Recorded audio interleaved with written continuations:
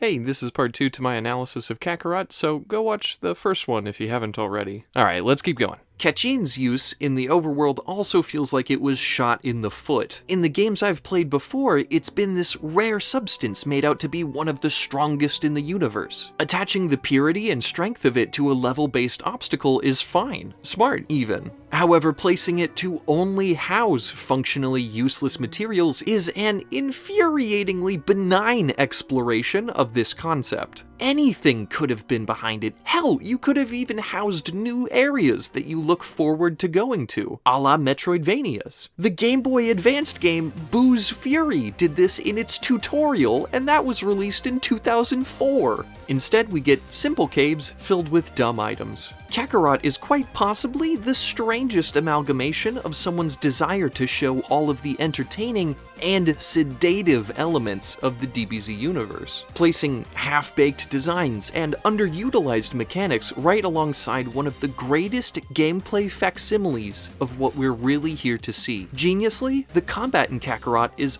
often analogous to the quickest parts of the fights in the show. The snappy bits where the characters are flashing around each other for an impactful blow, or appear in a blur trading strikes. Even better, although it plays a minor role, when you power up right before you reach your high-intensity form, you'll gain what fighting games like to call super armor, giving the player immense stagger resistance, resembling those moments in the show when a character tries and fails to stop someone from transforming. Sure, the enemies get this too, but it feels different when the player gets the same treatment. The reactive and proactive combat of dodging, flashing, and timing power-ups feels great to get a handle on, and as a bonus, it looks cool as hell, just like in the show. Even more fascinating are the team-ups. While they can look flashy and cool, you can actually call on a teammate to make a decisive attack, even when you are unable to move, and intercept an oncoming enemy. I figured this out right before you literally watch the same thing happen in a cutscene. It's just,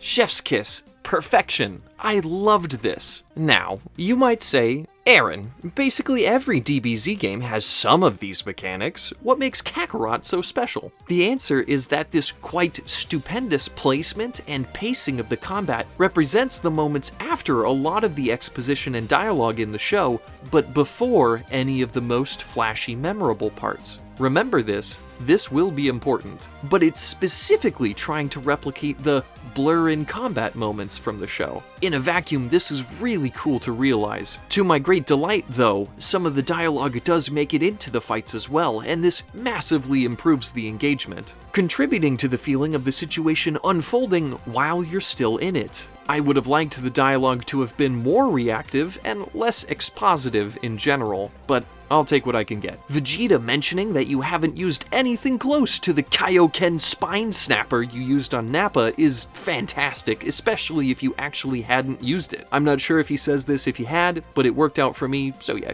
But I wish they took it a step even further with minor dialogue changes or additions of the characters reacting to the differences from the canon events. I'm not asking for any alternative realities or anything, yet, just something like Vegeta being a little more emotionally destroyed that Goku may have only needed the Kaioken for the beam struggle and not just to keep up. That's all. Hell, in that case, it doesn't even need to be spoken. In fact, it definitely doesn't. Combat does include some special bits and flashy moves, but in this analogy, it's chalked up to just being visual fodder to move the battle forward and not necessarily representative of their use in the show, which is the show uses these moments to represent an advantage, or resilience, or a decisive move, and that's exactly how it's shown in the game. All in all, I think this system, as is, works pretty well in aiming for fidelity to the show. It feels about halfway to its theoretical peak, but the bones of a really fun and challenging gameplay system that intelligently manifests some of the best aspects of the show are in here. The paradigm is only slightly undercut in practice by the much easier design-destroying dominant strategy of spamming special moves, positively crushing the intended use case and difficulty into a Yamcha-shaped hole in the ground. If you want to enjoy how abrasive this experience can be, you kind of have to limit how much you use certain special moves. Otherwise, it turns into a much less engaging game of finding a few moments to charge ki and blasting your opponent into the sun over and over. It's a genuine shame there's no mechanic that prevents you from doing this to force players to utilize and get better at the rest of the combat systems, because just using ki as a limiter isn't doing the job. Some enemies are decent at countering this, but not all of them. I can't really think of an in-universe explanation-inspired mechanic that would do it justice, outside of reworking how ki has functioned in these games for decades.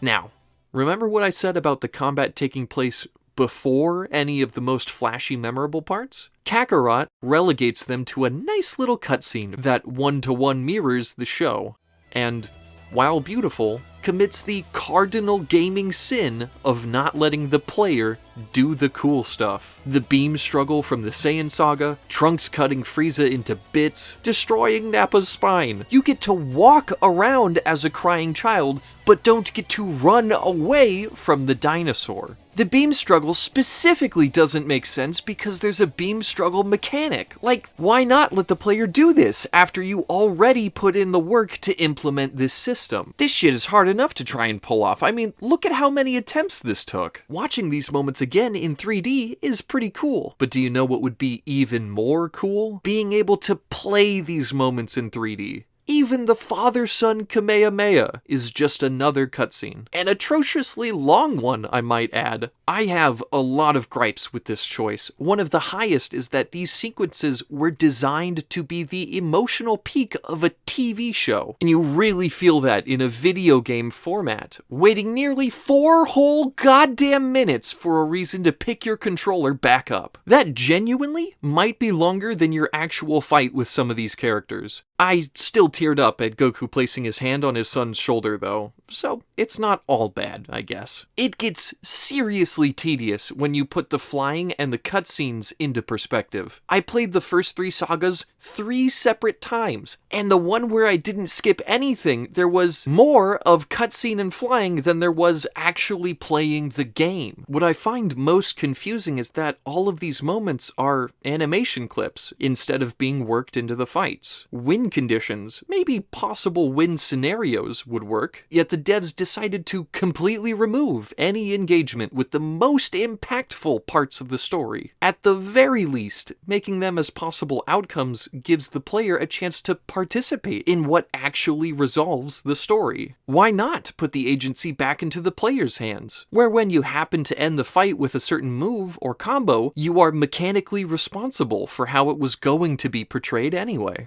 The closest the game comes to this is flashy executions. Sorry, super finishers, which, while nice and different, is even more of a compromise than win scenarios since it can't happen in a fight with one of these cutscenes. To be clear, I don't mean alternative realities like in the newer games, just that ending the fight with a particular method, combo, or move means participating in the story in a way that isn't possible as it sits currently. So, with this in mind, I think a more appropriate question is, in what way should the player be involved in the most important moments of the experience? I'd argue that for the majority of all games, direct mechanical input from the player means the most narrative engagement. There are exceptions to this if you specifically design for that kind of subversive experience, but in a fighting game, this is almost never the case. You want to be able to do the thing. You pulled off doing the thing, you beat the thing, you won the game. You didn't just reach a minimum threshold, and now you get to watch your character win afterwards. You did the thing. You beat the game. You want to know how I know this is the case for Kakarot? In a few fights, they did this. In the first fight with Vegeta, he starts a Gallic gun, and you have the option to wait for him to charge up and dodge it, or you can beat down a meter that gives you a neat little cutscene and a shit ton of free damage. Hey guys, great stuff here, but do this for the important bits, not just some reference to the show you wanted to sneak in. They had the time and budget to record multiple variations of the same line and animate reactions to dialogue trees for an in-character quiz. Not once, but twice. But I couldn't be the one mashing a button to kill the bad guy. This is one of the ultimate utilizations of the medium.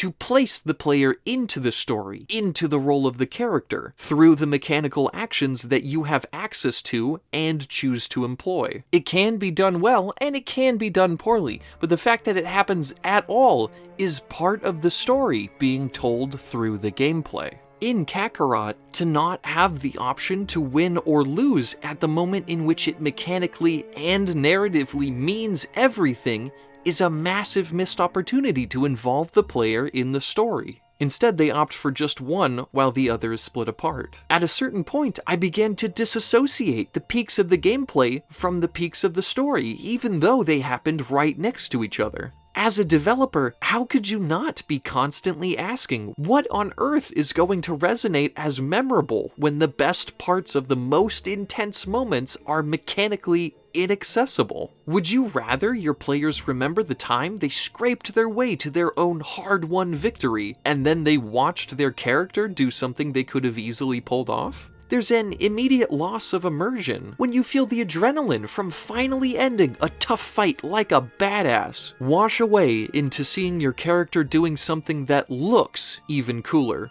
without you. Hey, thanks for making it this far. The finale is going up next week at the same time. Subscribe if you don't want to miss it.